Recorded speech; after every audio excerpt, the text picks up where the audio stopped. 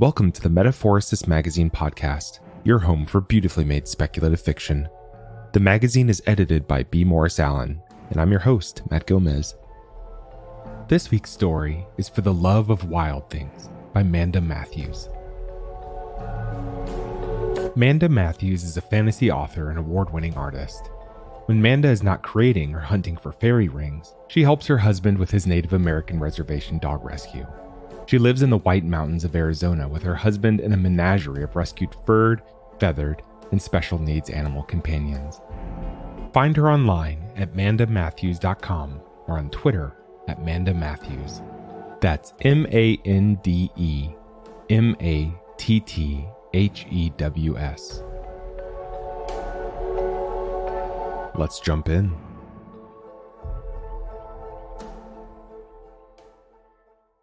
It started the day she returned from the morgue. Mrs. Ruddle Wildemore was sliding the key into the door lock when something moved at the edge of her sight. She glanced into her forest garden.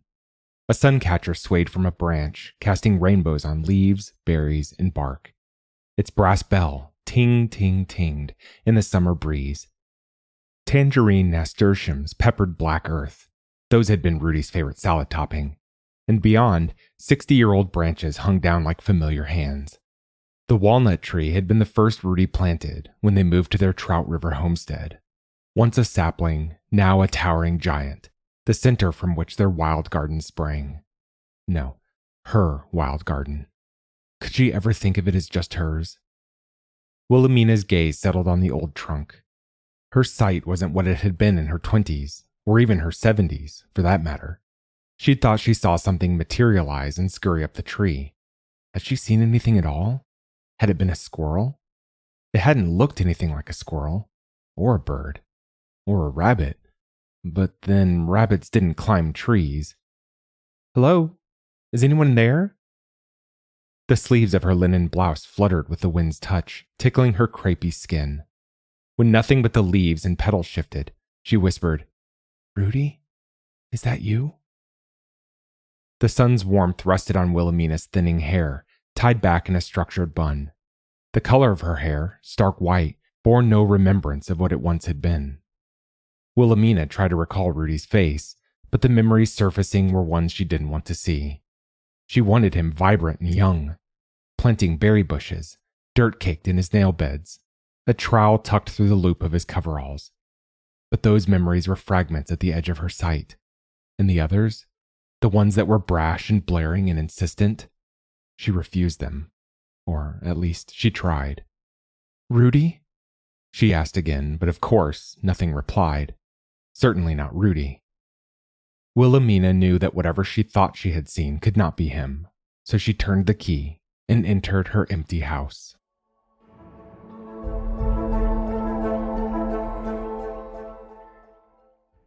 "Rudy, I'm home," Willamina called, not because she thought he would answer, but out of a 60-year-old habit. Willamina Wildemore's house was more organized than a library. She might as well have card cataloged each item. It hadn't always been so, not when Rudy was younger and well and impossible to contain. His wildlife rescues had once ruled their domain, turning Willamina's attempts at orderliness into a zoo. Injured raccoons raiding cupboards, a white-tailed deer hoofing over her oak floors, squirrels hanging from the pinewood ceiling beams, and once a three-legged bear in her well-labeled, alphabetized pantry. There had been days she'd cried over the chaos, but now the noiselessness of her home hurt like the aftermath of an explosion when all the debris had settled, when the broken parts lay exposed, when the silence of the destruction wormed into her bones. It nearly brought Willamina to her knees, but she was a rational woman. She'd been the one to hold the pieces together while Rudy, quiet as a storm on the horizon and as wild as nature, built his outlandish dreams into reality, the ones everyone had warned him against. Even Willamina's mother, when she was alive, had bent her daughter's ear too many times about such nonsense. "Why can't that man get a job in town with a good pension plan? Who wants to grow their food when you can buy it in a can, ready to heat and eat? Why on God's green earth do you have to live in the middle of nowhere? Don't you want a comfortable life? Pretty dresses, a washer and dryer, a television, Twinkies for breakfast and Little Debbie's for dessert?" And when her mother was more exasperated by their seeming lack of progress, an entire year spent building compost piles and living in a tent, she'd complain, "The country is moving forward, and that man insists on living like a heathen, foraging for berries and mushrooms. I swear to Jesus and Mother Mary, Willamina, if I come for a visit and that man's wearing nothing but a loincloth, I'll drag your father here with a shotgun to take you home and marry you off to an accountant or doctor, someone that can provide for you right and proper." No one had heard of food forests in the 1960s, most certainly not Willamina's parents. When the world was pushing pesticides, modified crops, and convenient contraptions like microwaves to speed up meal preparation, Rudy had cultivated the contrary. Besides, it didn't matter. There was no telling Rudy what could and could not be done. Now, standing on the threshold to her living room, where herbs grew from hanging pots, where recovering robins had once perched on branches screwed into the walls, where she and Rudy had shared their lives, Willamina knew nothing could turn back time. Wishing for what's gone was for dreamers. Rudy had been the dreamer, not her. She dialed the Trout River Gazette on her rotary phone and asked to speak to the person that could place an obituary. "How much?" Willamina asked. "Starts at $250, ma'am, but you can run up to $500 if you want to include a picture." That was over a quarter of her Social Security payment. Though they had mainly lived off the homestead, Rudy had worked at the Fish and Wildlife Service for supplemental income, which ended up providing a modest retirement. But with Rudy's final costs and the medical bills, tears pushed at her eyelids. The cuckoo clock click, click, clicked into the stillness. "You there, ma'am?" "I'll let you know." And Willamina replaced the handset onto the base. She sat on the log couch Rudy made some 50 years ago, even though the place was filled with the essence of Rudy. The walls and foundation around her constructed with his own hands, sweat, and sometimes blood. The furniture he made from fallen logs and twisted willow branches. It didn't bring back the memories she longed for. It only made her feel his absence more, like a fire poker in an open wound. A breeze wafted in, like a huff of breath, even though no windows were open. A clack followed, and Willamina spotted a toppled photo frame. Odd. She picked it up, and any hint of wind disappeared. In their faded 1960s wedding picture, Willamina was 20, yarrow-laced hair trailing to her waist. Rudy was 31, with owl-rimmed glasses and an uncombed beard to his chest. They held hands beneath a grapevine arbor constructed on the barren plot, gazing into each other's eyes, ready to conquer the world together. They looked like strangers to her now. Passing at 91, Ruddle Ernest Wildemore had outlived his brothers and sisters by over a decade, and as the youngest, some called her an afterthought, of 3, so had Willamina. The couple was childless, grandchildless. All their old friends had passed. Nieces and nephews scattered all over the country had long since lost touch. Now, it seemed, Rudy would die without notice, drift away without anyone to celebrate his accomplishments. Not only was a memorial too expensive, but there wasn't anyone left to attend. He had been a kind man, full of tenderness and dedication. He didn't deserve to go unseen. In Willamina's estimation, he'd been overlooked for his good work his entire life, thought of as a crazy old forest fool. Willamina would have drowned in those thoughts, had it not been for the sharp whistle blasting from the kitchen.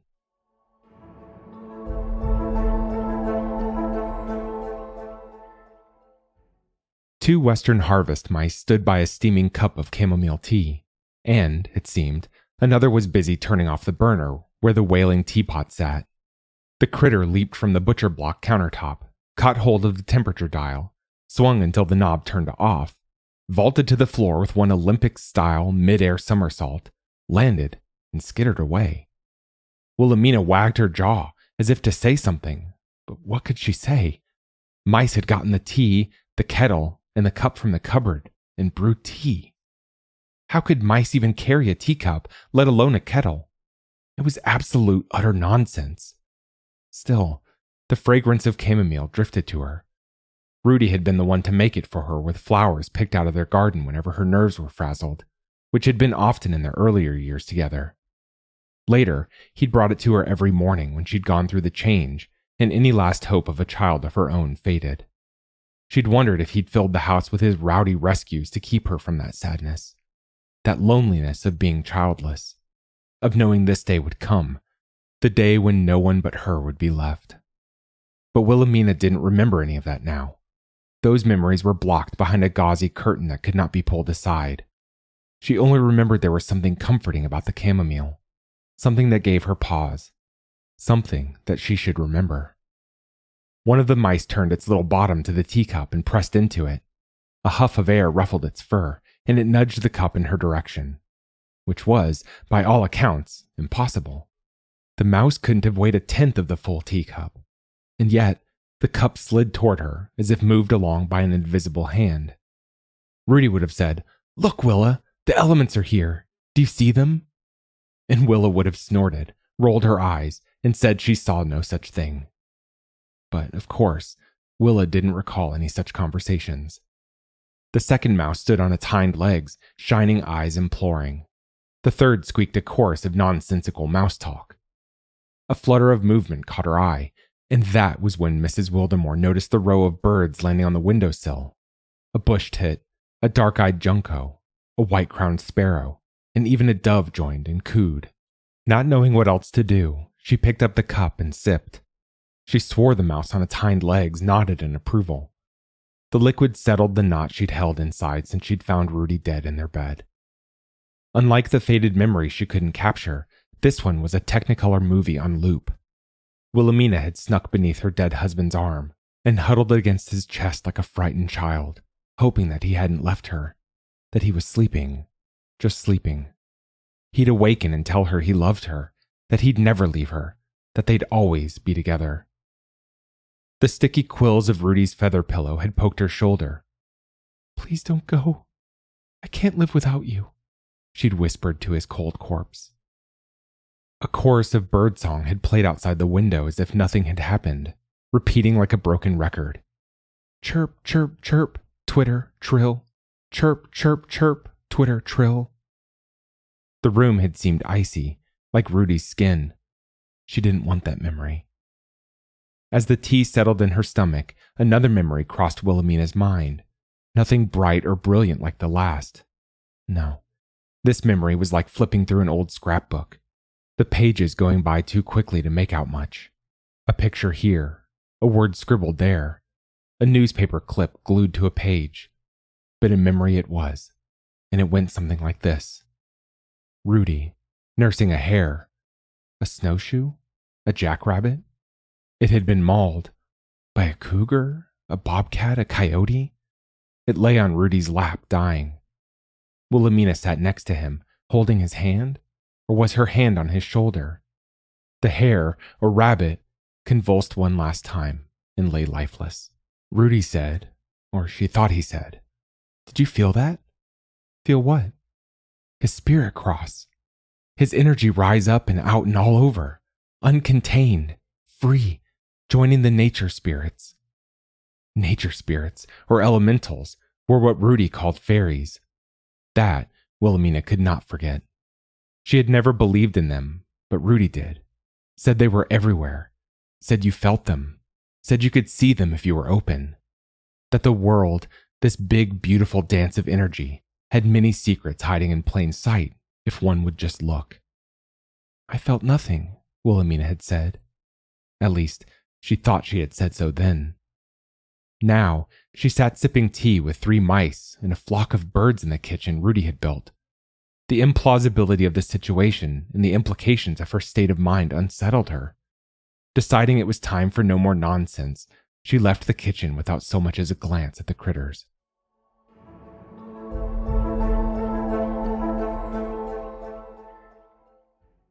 Cremation or burial? The funeral home director asked, bifocals balancing on the tip of his nose. He stared at the form, all questions and checkboxes, a ballpoint pen ready in hand. "Cremation," Willamina said. "Are you sure you don't want a burial? There are nice plots at Peaceful Rest Cemetery for only $3,555. What about the service? We have a full-service funeral package for $7,649.95, including the coffin, unless you want to upgrade." Of course, if you choose cremation, the coffin will be cremated along with your loved one, but it's worth the investment. Our solid mahogany model is lined with high-quality velvet and makes a beautiful final presentation. No service, she said. We want a cardboard casket, and I have the urn he chose here. Willamina sat the box she'd been holding on the funeral director's desk. It was a simple biodegradable urn that the palliative care counselor helped them purchase after his diagnosis had been confirmed. I see. The director fixated on her, sliding his bifocals down. If you don't mind me asking, you are on a fixed income, right? Willamina nodded. And my paperwork says you live out on Old River Road. Is that correct? Yes. By yourself? With Rudy. I see. He removed his glasses and scrubbed at his eyes. A plastic ivy trailed off the bookshelf behind him. There weren't books on the shelves, but coffin catalogs, headstone flyers, urns, and one very peculiar necklace with a pendant made of swirling colors. A sign next to it read, "Always have your loved one close to your heart. Create a one-of-a-kind keepsake with her ashes to hand down to your children and grandchildren. 24-karat gold chain and bail, starting at only $595. Mrs. Wildemore thought the director might present cheaper options, but he led Willamina into the viewing room to see Rudy one last time instead. Rudy's naked body was covered with a sanitary hospital sheet and laid out on a metal gurney. Willamina tugged at his soft beard. Someone had brushed it out, taken away all his unruly curls. She kissed his waxy lips, but there were no words she could muster for goodbyes. This man lying lifeless. This was not Rudy, not her husband, not her love. It just couldn't be.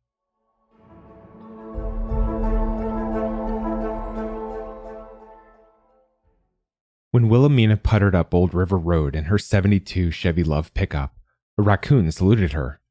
It raised on its hind legs, looked directly at her, or so she thought, lifted its short arm in the air, and waved its long fingers in front of its forehead in a military manner. Willamina blinked. Couldn't be. I'm tired, just tired. At least, that's what she told herself. Once inside, Willamina smelled something coming from the kitchen. Something pleasantly scented, delicious even. When she entered the kitchen, she noted the mice had taken up residence in the pantry. When Rudy became ill, Willamina had set about canning all she could. She knew there would be no line of mourners with casseroles at her doorstep, no baskets of cookies and condolences. Consequently, her pantry was jam-packed. Mice hopped from mason jar to mason jar. They squeaked back mouse-ish to one another, who looked, beyond all comprehension, to be taking inventory, counting on little mouse fingers. Could that be right? But that activity wasn't the most curious part. A saucepan sat on the stovetop. A china bowl from her summer roses set, which her mother had given them as a wedding gift, sat on the table over a crocheted tablecloth alongside a spoon and wafers. Willamina stirred the concoction and tasted it. Just a dab on the end of the ladle. Cream of asparagus soup. Rudy's favorite. A flash of images. Rudy, in the garden, on his knees, trowel in one hand, asparagus bunch in the other, grinning up at her. He said, "Here's looking at you, kid." But as quickly as it came, the memory left. Gone. Replaced with nothing but the desire for more. She dropped the ladle into the saucepan. Mrs. Wildemore had had about enough. She tossed the spoon and bowl into the sink.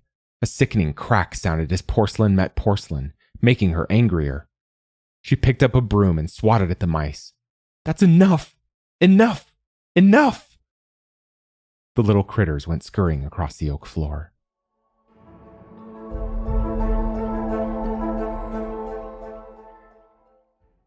Willamina couldn't bring herself to sleep in their bed. Not this soon after. She hadn't even had the strength to change the bedding, so she walked into the forest garden. As she crossed under the grapevine-laden arbor, the same one she and Rudy exchanged vows under, it seemed odd she'd mourn Rudy's death in late summer, when everything around her was so alive. Deep purple huckleberries spotted green leaves. Chamomile, white petals surrounding cheery yellow heads, bloomed in patches of sunlight. Crimson stems peeked from under umbrella-like rhubarb leaves. Water babbled in the background where the creek met the little Trout River. And the scent, forest pine, sweet wildflowers, and honeysuckle mixed in an intoxicating way. The smell was unlike any other. It smelled like home. It smelled like Rudy. Rudy's master plan had been to return the scarred earth to a natural state of abundance, and the walnut tree had started it all. He had called it a food forest and said it was how people were intended to live, in harmony and cooperation with nature, and that someday people would recognize that wisdom. Maybe after he was gone, perhaps after they both were, but eventually, people would have to see it if the world was to survive. Willamina sat down beneath the tree, arranging her tea-stained skirt. Feather moss cushioned her bony bottom. She rested her back against the scaly trunk and closed her eyes.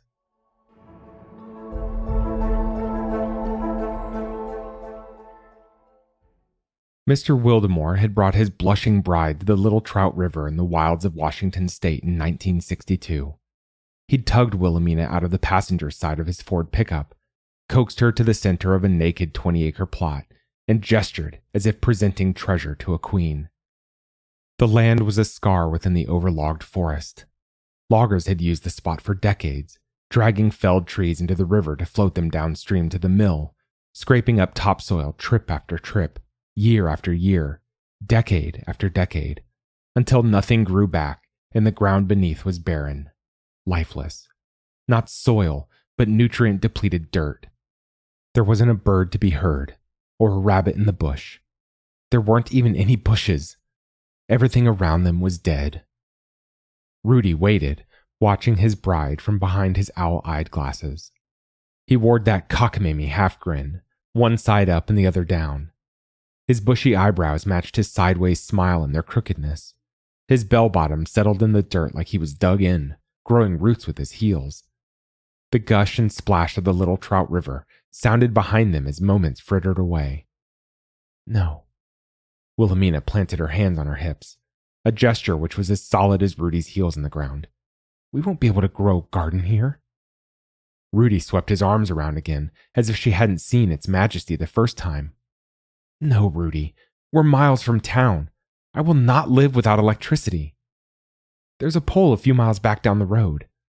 The sky rumbled above them like an orchestra tuning before a performance. The scent of rain filled the air. I will not live without running water. I'll pump from the river. This is not the 1890s, Ruddle Ernest Wildemore. Hey now, don't sweat it, baby girl. We'll even have a telephone. Cross my heart. I'm going to take good care of you. You know that, right? Yes, but... Rudy pulled her into him, tugged her defiant hands off her hips, circled them around his waist, hugged her tight and kissed her. Sprinkles plopped down on their exposed noses and cheeks, but the two kept at their kisses, lost in one another's touch, until Willamina remembered her mission. She pulled out of his hug. Rudy, I'm serious. Kee-yar sounded above them. They looked skyward as a red-tailed hawk circled, looming lower and lower until it landed in the dirt not 2 feet from them. It hopped over and dropped a long bearded hawkweed at their feet. The hawk cocked its head and stared. Rudy raised his eyebrows at Willamina.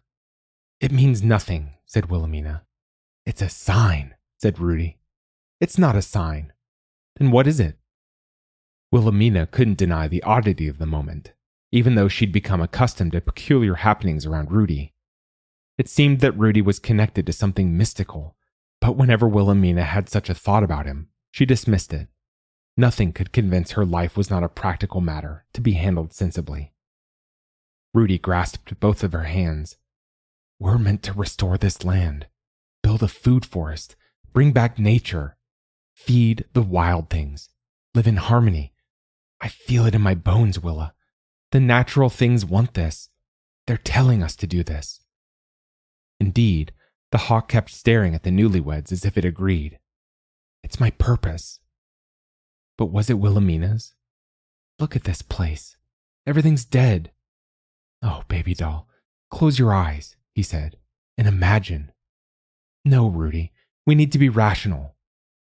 He turned her around and put his palms over her eyes. "Oh, Rudy, stop." But she laughed at his touch.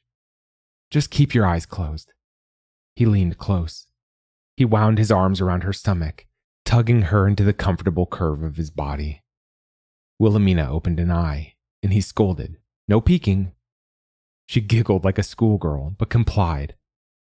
"I wish you could see what I see. The magic, the majesty, the possibility." The seriousness of his voice stilled her. She listened with all her body. "It's alive. Nature is all around us, waiting for us, waiting for our vision, our hands, our work. See, there's a walnut tree in its prime, bearing hundreds of pounds of nuts, at the center of our wild forest garden. Our house is not 50 steps away, built with naturally fallen pine. Berries, chestnut trees, rhubarb, and mushrooms are ready for harvest for months out of the year. Squirrels and birds, foxes and field mice, raccoons and whitetails return, and our forest garden feeds not only us, but them. Nature is allowed to be nature again. Can you see it? There in your mind's eye? Can you see what we can create?" Willamina wanted it with all her heart. But then she opened her eyes to the scarred earth, to the abuse that seemed irreversible. "Nothing lives here, Rudy." He grinned again. Though she couldn't see it, she felt it, and knew he wore that troublemaking smile. "Au contraire, Madame Wildemore. We do. And with a bit of elbow grease, so will an entire forest of living things." The hawk beaked the flower and tossed it toward them. It landed on the toe of Willamina's Mary Jane, a yellow splash on black. Then the hawk took the sky with a whoop, whoop, whoop of his wings. "You can't argue with that," said Rudy. "You're irrepressible. And that's why you love me," he said. It was true. She loved him more than she'd loved anything in her young life. She loved him because of the wonder she saw behind those owl-round eyes. She loved him because he saw worlds more beautiful than what existed before them. She loved him because the word impossible was only a catalyst for change for him. Rudy held more belief in his little pinky finger than anyone she knew, especially her. In that way, she supposed, they balanced out, complemented each other. He the dreamer, she the rationalist. She might not have believed nature was alive and incarnate, but she believed in Rudy, and if he believed, she'd support him 1,000%. "Do you have any idea how much I love you, Mr. Ruddle Ernest Wildemore? Not more than I love you, my gorgeous, big-hearted wife." Rudy picked her up as he'd done on their wedding night, cradled her to his chest, his beard tickling her cheek. He spun her in circles beneath summer rain clouds, the hawk circling above them. Sprinkles turned to a downpour, a musical pitter-patter like a band at a country dance, and Willamina's squeals turned to laughter, and Rudy's smiles turned to kisses, hungry and passionate. But that's not what Willamina remembered. The memories had faded, turning to mush, blotted pictures in her head, watered-down words in her ears, and now, more than ever, she wished to recall it. But everything about that day was a blur. Remembering how barren the land had been was near impossible, even though her wedding photos gave glimpses of the homestead before Rudy's decades of dedication. The entirety of the land's disfigurement was lost to her. But she remembered the hawk.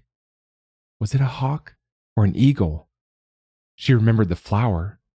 Was it a yellow hawkweed or a purple lupine? Maybe a white daisy-like phlox? Had a hawk dropped a flower at their feet, or had she made up the memory to comfort herself? What Willamina could remember were those last months. Rudy, declining, the life sucked out of his sunken cheeks, the trips to the St. Paul's Hospital, waiting for hours in antiseptic rooms, the news of stage 4 melanoma metastasized to the lungs, the doctor's deadpan face when he delivered his only a few months prognosis, then finding her love dead in their bed. Willamina wished those memories would fade and the other wild about life Rudy memories would return. A puff of air caressed her cheek, and a curious thing happened when Willamina opened her eyes. she found a bright yellow, long-bearded hawkweed lying in her lap.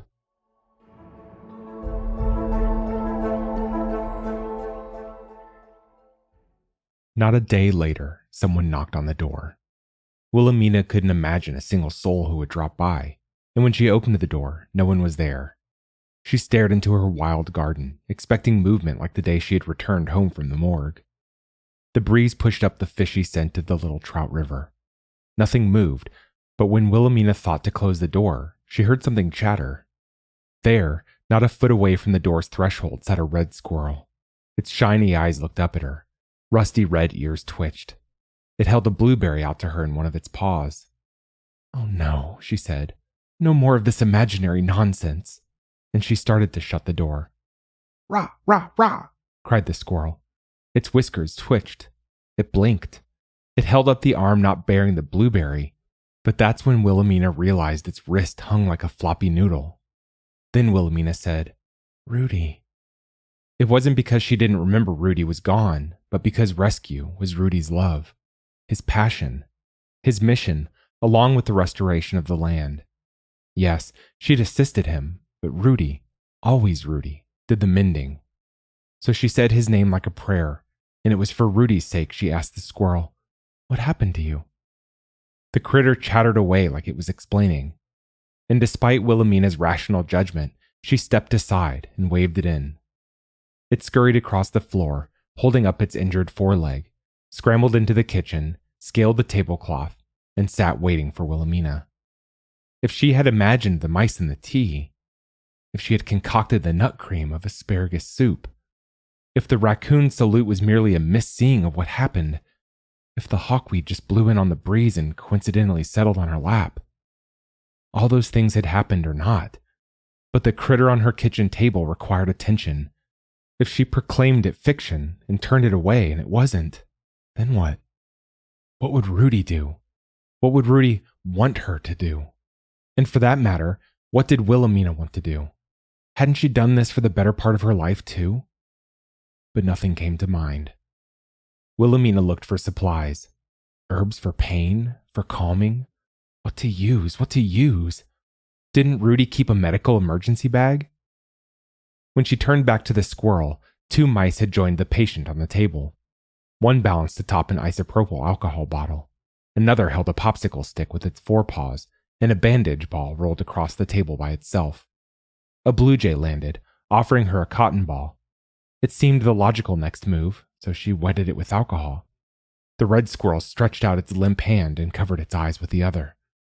But when it came to the moment of doctoring, Willamina wasn't sure what to do. Yes, she'd fetched the supplies, boiled tea, and made poultices, which she vaguely remembered. Still, Rudy, always Rudy, knew what to look for, how to test for fractures, clean wounds, make splints, and administer liquids, sub-Q or through a syringe or a bottle or... Willamina closed her eyes, willing Rudy's guidance, but just because she wished for him didn't mean he would come. She sighed, took a breath, and fumbled through it. She blotted an open wound, then cut the sticks into tiny splints and wrapped the little paw with a bandage. The result was not Rudy's caliber, though she couldn't quite remember what standard Rudy had held, but it would, perhaps, do the job. When Mrs. Wildemore looked up from her work, she realized an audience had gathered in the kitchen. A wood rat, a pocket gopher, and a yellow-bellied marmot lined up. Even a mule deer fawn stood on unsteady legs. But they weren't just spectators. Upon inspection, each bore some wound that needed tending. Mrs. Wildemore set out to help them, but she dropped the bottle of alcohol on the floor, resulting in an antiseptic puddle.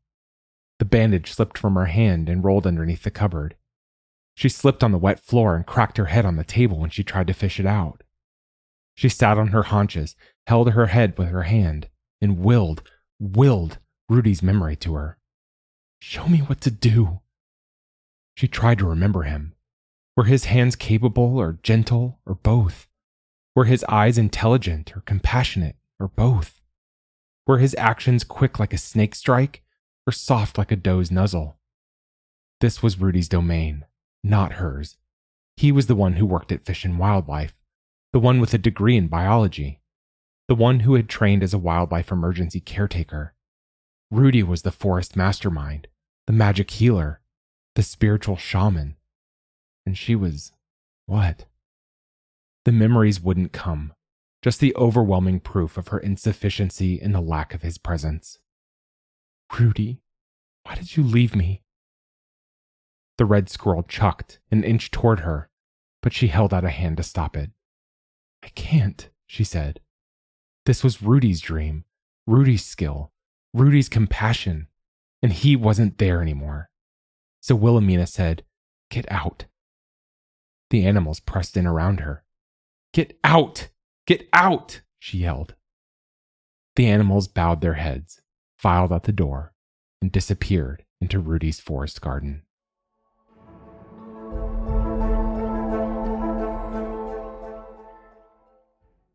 After they'd gone, including a moose who had stood behind a western larch and grunted when she shut the door on him, their wedding photo fell over, frame first, onto the coffee table. Willamina picked it up, clutching it to her chest. Oh, Rudy. She lay on the sofa, curled her legs as far as the old fragile things would bend, and did something she had not allowed herself to do. Something she'd thought if she started, she'd never stop. She cried, sobbed, wailed for the loss of Rudy, his absence, her loneliness, the pain it caused in every bone of her body. For how much she missed him, for being left behind, for how she'd never be with him again. As she did, the wind howled outside. It shook branches and limbs, bushes and grasses. It banged on the shutters. The dark sky poured droplets as large as tree frogs and drummed against the rooftop. Lightning crackled like anguished gods. Critters of all species pressed wet noses to the window panes. A Rocky Mountain elk, a California bighorn, more squirrels and raccoons and birds and rats, and even a cougar, prey and predator at peace for the moment. They joined the storm and watched the grieving woman, somber as pallbearers. Later, reports would confirm a power outage happened at that exact moment. But Willamina knew nothing of all that. For all she knew, there on the couch, eyes blurred with tears, snot running, chest squeezing, she wept alone.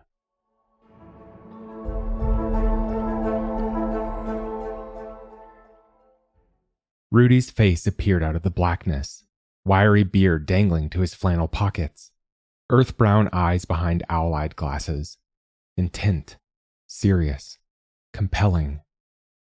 Lights danced around his head like translucent feathers. He was vibrant and young, and oh so beautiful.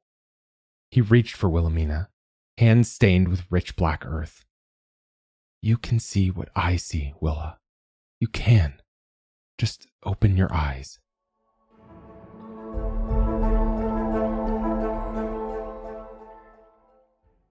A knock at the door startled Willamina awake. Rudy. Rudy. Rudy! But he'd gone. Willamina refused to open her eyes. If she kept them closed, he'd return. She could continue the dream, continue being with him. At least, she hoped that would happen. Knock, knock, knock. Mrs. Wildemore? Called a nasal voice. Are you home? Hello?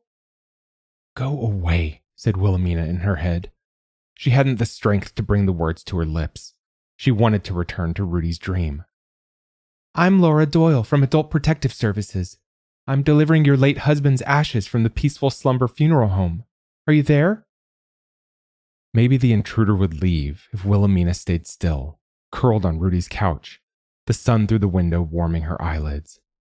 But it occurred to Willamina that a social worker delivering Rudy's ashes wasn't good. It must have been why the funeral director had been so inquisitive about her finances, to assume incompetence and rally the authorities to do a home check. It wasn't the first time she'd been treated as incapable because of her age, or where and how she lived. Small towns were infamous for neighborhood busybodies. Trout River wasn't exempt, and that was enough to rouse her. I'm coming, said Mrs. Wildemore, and rallied herself to open the door. Hello, I'm Laura Doyle. It's nice to meet you. She held one plump hand out for a shake while cradling Rudy's urn. The cuckoo clock tick-tocked. Laura wore a collared shirt and a rhinestone fleur-de-lis brooch pinned on her candy-pink lapel. She smelled of department store perfume. Laura asked, "May I come in?" "I suppose." Laura smiled, and it wasn't an unkind expression. But as she crossed into the living room, she eyed every speck from the pine beam to the log furniture, from the neatly hung jackets on tree limb pegs to boots for all occasions, snow, mud, hiking, work, lined up beneath. "What an unusual home you have," she said. "It's not at all what I expected." "What did you expect?" "Well, Laura looked around. The sun beamed through the picture window, framing the forest garden as if an impossible painting hung on the wall. Herbs pinned to a wire scented the air with thyme, oregano, and sage. Embroidered pillows displayed on Rudy's log sofa brightened the warm wood room with whimsical bees and hummingbirds. "I don't rightly know," said Laura, "but it's simply charming." Willamina beamed. Indeed, she and Rudy had made a lovely home together. His vision in building along with her organizing and tending to the practicalities of life had come together to create something bigger than them both. "Thank you. Can I get you some tea?" "That'd be nice." Laura set the urn on the coffee table next to the display of cracked geodes, a potted rosemary plant, and beeswax candles. Willamina made and served the tea while Laura poked around, commenting on the neat and tidy pantry, the pristine condition of her cabinets. And did she always keep the place so clean? When the two women were settled on the couch, Summer Rose's teacups in hand, Willamina asked, "So, what's this all about?" "I'm sorry for your loss, but to be honest, we've been a little worried about your husband's passing and you out here on the homestead all by yourself. So I wanted to offer you some options." "Options?" "It must be tough living out here all alone. There's so much upkeep. It will be difficult to do everything by yourself. You're stocked up for the moment, but can you harvest the garden now that your husband is gone? Social Security isn't much to survive on. Wouldn't some support be nice?" Light filtered through the window. Willamina had seen the harsh sun in Arizona, the foggy New Hampshire haze, the sticky Florida rays, and everything between when she and Rudy backpacked across the United States before settling down.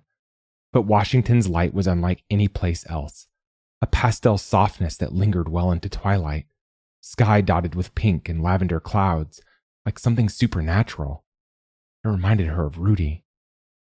"What I'm getting at," said Laura, "is we have a lovely retirement home in town, Haven Senior Living. There are shuffleboard tournaments and karaoke competitions.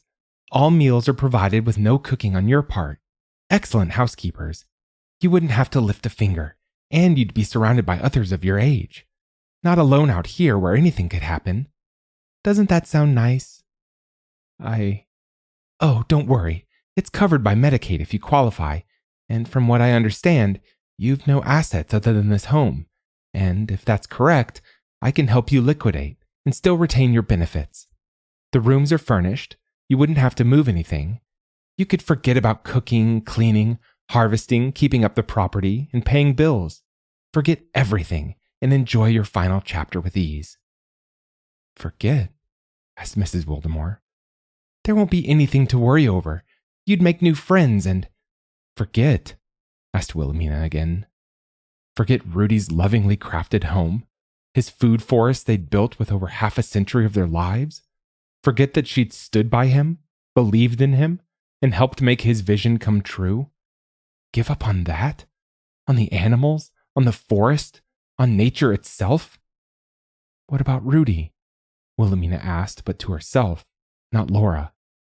"Oh, there is a perfect spot for his urn. There's a wonderful glass display case in each room. It even has a lock on it. Just put all your treasures on the shelves and lock them up safe." Willamina pictured Rudy in a glass cabinet on a manufactured shelf, not wild and free, hair riding the wind, sun deepening the brown of his cheeks. She saw herself next to him doing nothing but frittering away time, surrounded by concrete and plastic flowers, and eating packaged meals. "No," said Wilhelmina. "No? Rudy and I will stay here." "I know it's hard," said Laura. "Change is always frightening, but if you'll just see reason—" "Reason? said Willamina, is the exact opposite of what I want to see. Willamina stood and walked to the door. Now, if that is all. She placed her hands on her hips, an action that had only grown in power since her younger days. Laura sat down her teacup, grabbed her purse, and shuffled to the door. I will stop by, said Laura. Pop in for a friendly visit from time to time if you don't mind. Folks have a right to do as they see fit, said Willamina, knowing a refusal would be pointless. Besides, though reason was the last thing she wanted right then, she realized there might be a time when she needed help, when she wasn't as able, when she might welcome a helping hand. Reason had not flown out the door. It had just compromised for the time being.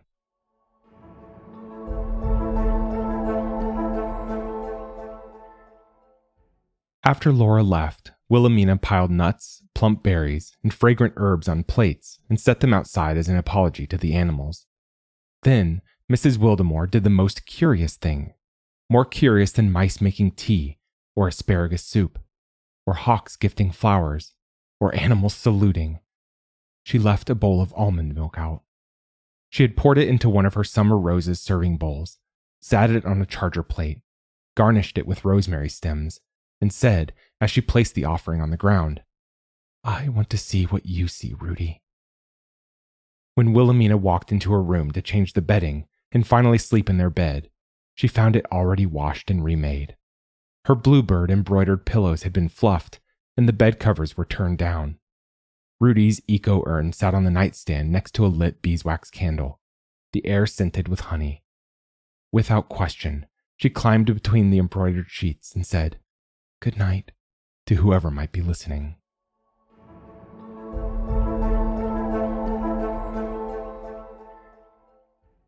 In the morning, Willamina checked on the bowl and plates and found them empty, and, more peculiarly, discovered a book of some sort placed beside them.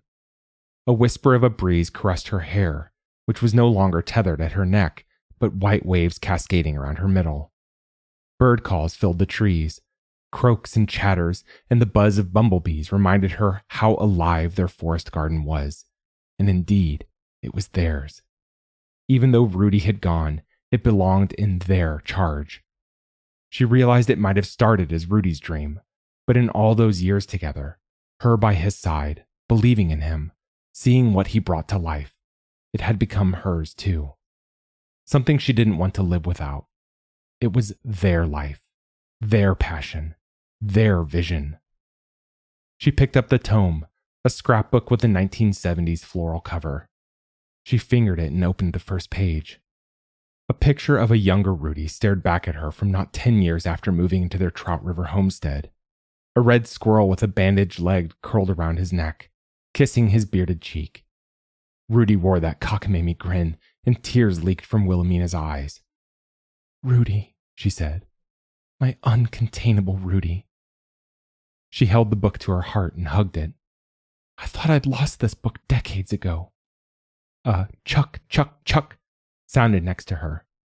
The red squirrel scrambled over and held up his forepaw, showing her the bandage was still in place. I see, she said, and the little thing chucked again, climbing up on her arm and pointed at the picture. Is that? Willamina asked. Is that your relative? The red squirrel bounced up and down, rusty hairs tickling her skin. Your mother? It shook its head. Father? Grandfather? Great-grandfather? Great? The fuzzball nodded and hopped and chucked, and Willamina remembered. She remembered with a vividness like a Dolby Cinema film playing on the big screen, or fireworks lighting up the 4th of July, or like Rudy, wild Rudy, standing directly in front of her. After a hailstorm, Rudy had found the injured red squirrel concussed with a broken arm from a golf ball-sized hail. He'd named him Barnaby and nursed him back to health, but the little guy wouldn't leave. Red squirrels are notoriously singular, Rudy had said, but this little one doesn't want to leave. Indeed, Barnaby preferred nestling in Rudy's Wonderland beard, cracking nuts from the top of Rudy's haloed curls, or using his wired rim glasses to propel himself off Rudy's head to the couch or kitchen table or wherever else he'd want to go. Barnaby slept nestled between Willamina and Rudy for an entire year before he finally found a gal of his own. Consequently, Barnaby had sired a generation of red squirrels that lived right there on the homestead.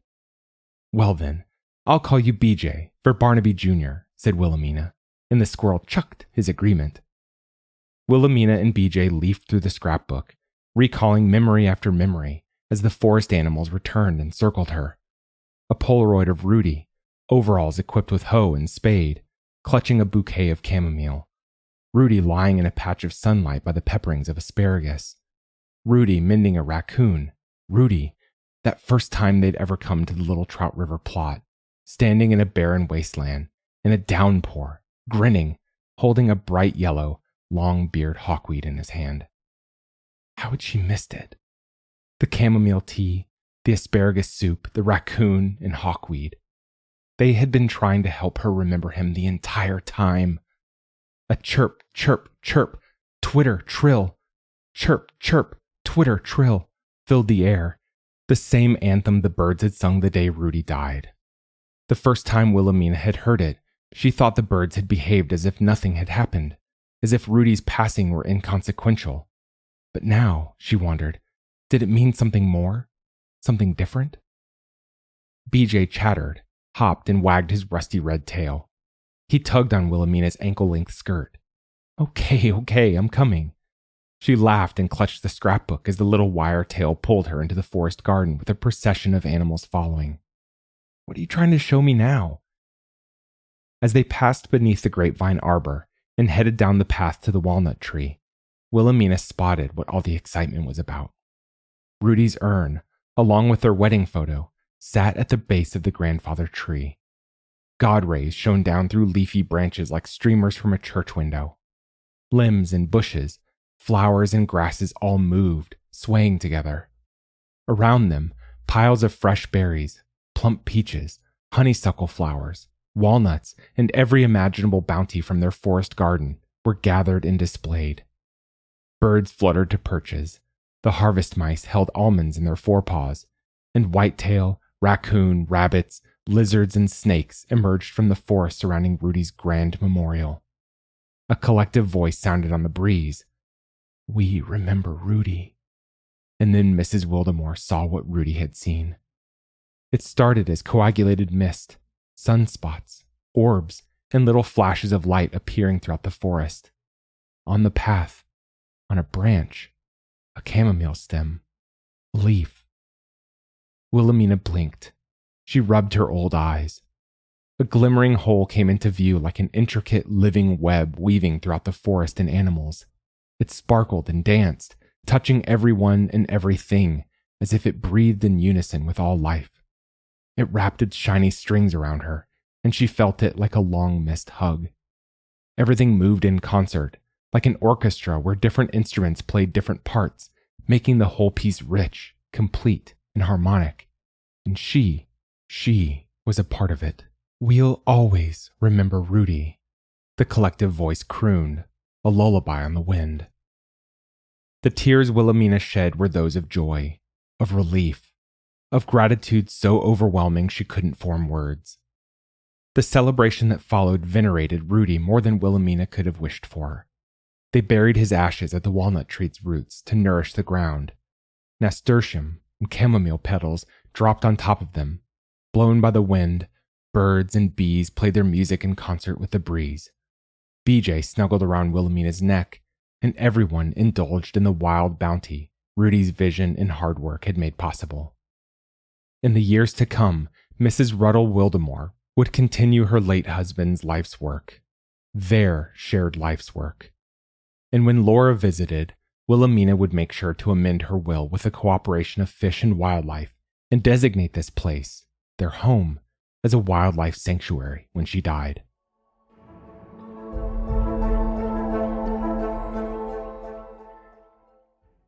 "11 years later, on the very day that Rudy had passed, Willamina headed out to the walnut tree to nap. Huckleberries were fat on the bush, and nasturtiums bloomed like bolts of colored light on the forest floor. Willamina, at 91, was quite tired. She eased her old bones onto the moss-covered roots. Birds flew down and landed on her lap. The daughter of Barnaby Jr. nestled in her arms as Mrs. Ruddle Wildemore closed her eyes for the very last time. Her body was never found. Some say the earth swallowed her up, or that bears or wolves carried her away. But the truth of the matter was that nature wrapped Mrs. Willamina Wildemore within its web, while birds, reptiles, amphibians, and animals gathered. They made a crown of chamomile and placed it on Willamina's white-haired head, while birds sang chirp, chirp, chirp, twitter, trill. They covered her body with earth and leaves as Willamina's spirit crossed to join Rudy's, free and uncontained. And, once every year during summer, if one is open, if one looks, they'll see them gathered there, all the creatures and nature sharing the fruits of the forest garden in memory of the two who dedicated the better part of their lives to restoring the wild one's forest home. That was For the Love of Wild Things by Mande Matthews. Thanks for listening. If you enjoyed this episode, we'd love it if you'd leave us a 5-star review on Apple Podcasts, Spotify, or whatever platform you listen to us on. Or, better yet, share the magazine and podcast with a friend. If you'd like to listen to more speculative fiction, visit us online at magazine.metaphorosis.com or on Twitter at MetaphorisisMag.